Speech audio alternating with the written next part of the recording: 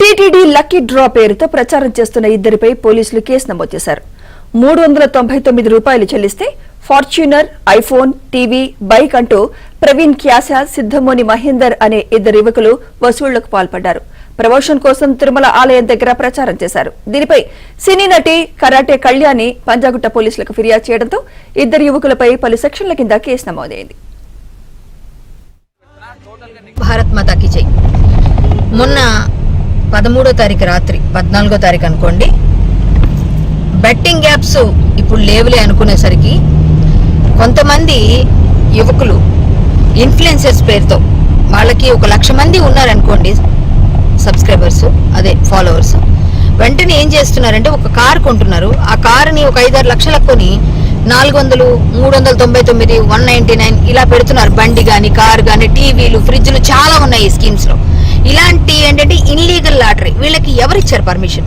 Without permission ఇట్లాంటివన్నీ చేయడం చాలా చాలా తప్పు, నేరం. ఆర్థిక నేరాలకు పాల్పడుతూ ఒక చిన్న పిల్లాన్ని, 15 సంవత్సరాల పిల్లాడిని చూశాను నేను. ఆ పిల్లవాడు 20 రూపాయలకి నేను స్మార్ట్ ఫోన్ ఇస్తాను, 20 రూపీసే, జస్ట్ 20 రూపీస్తో మీరు ఈ స్మార్ట్ ఫోన్ తీసుకోవచ్చు అని చెప్పేసి వాడు చేస్తున్నాడు. అంటే వీళ్ళందరినీ చూసి చిన్న చిన్న పిల్లలు కూడా చెబుతున్నారు.